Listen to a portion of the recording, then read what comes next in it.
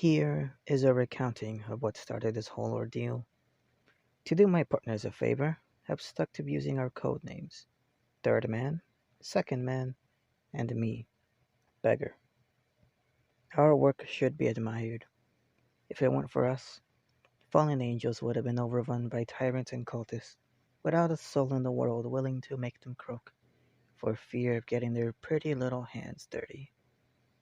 But you'll see what I mean later. Here's how it started. At one of our bases, reviewing the artifact our suspect dropped. Okay, so we've got a place and a time, but we don't know what he looks like, or his actual name. I laid out my thoughts onto the table, thinking to myself as I inspected the notes between my fingers. Around me were the paper copies I had tried making, each one getting closer to the original. No matter how I write it, I can't get the same effect on the letters here. Second man entered the room, dragging third man by his legs. Second man is a tall, wide fellow, raised on a farm in the open fields of the old world. He's our muscle. If I can't break something, know that he can. I walked around the table towards them. Good, you're both here. Third man was unconscious. No wounds. Got into trouble again, huh? I'll throw some water on him. Then we talk. Third man doesn't have any special abilities or skills I care about, but until I find a way to clear my debt to him, he's part of the team.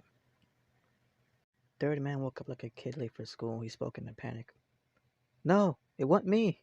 I didn't see nothing, I swear. Get it together, man. Ain't nobody chasing you anymore. Second man sat backwards on a chair. Now listen up. Beggar's got news for us.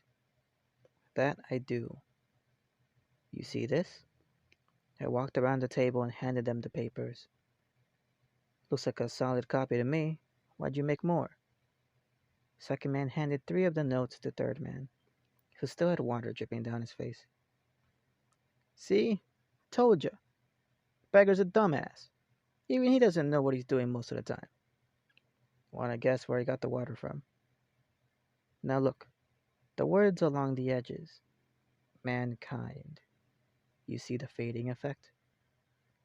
They inspected the original. Now look at the copies. None have the same effect.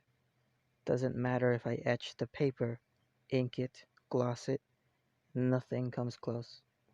Not even the printers can hack it. Third man got off the floor. I don't get it. What's the problem? Oh, now who's the dumbass? If not even commercial printers can make it, then they didn't use commercial printers, now did they? They stared blankly. That means they must have some other way of making it, something off the market. And if they have that, what else do you think they might have? Okay, but why would they bother? If they wanted to stay hidden, they could have just made normal copies. What'd I tell ya? Dumbass. I did not get the water from the kitchen. Now keep thinking. If they wanted to stay hidden, from what I see, this is a key. They give these out to newcomers, most of which will assume it's just some fancy custom lettering on some business card, and they move on. But say that you don't. Say you show up. What happens then?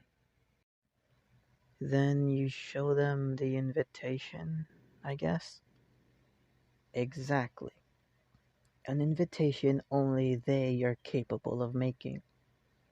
But that alone's not a guaranteed system. What if their enemy gets a hold of one? They'd be inviting them in with open arms. No, there has to be something else. Something special about these cards. Maybe they have serial numbers or some way to pin a face to each card they give out.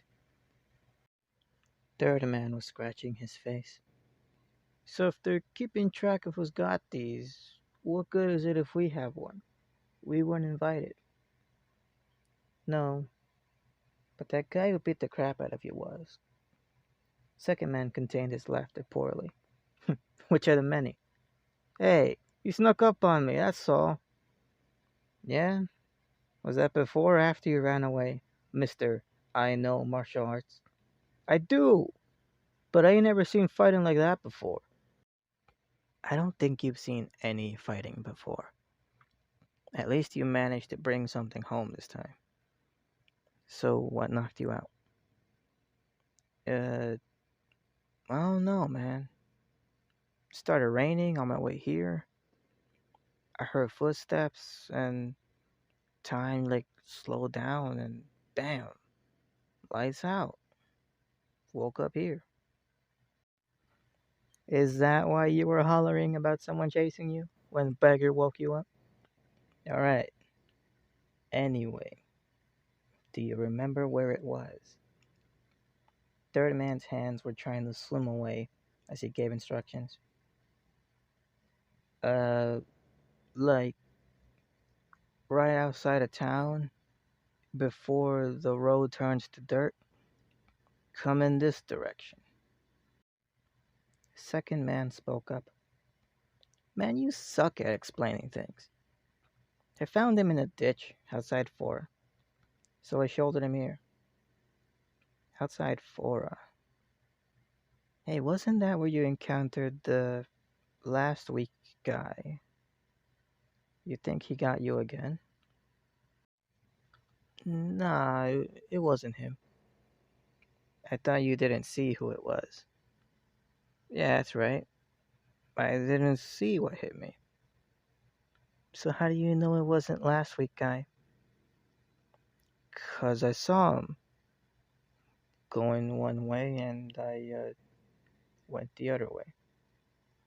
You ran away, didn't you? Not really. So something else must have socked you while you weren't looking. If it's the same area as last week guy, we should probably take a look. He's connected to this ManKind stuff somehow, and it's the best we have to go on.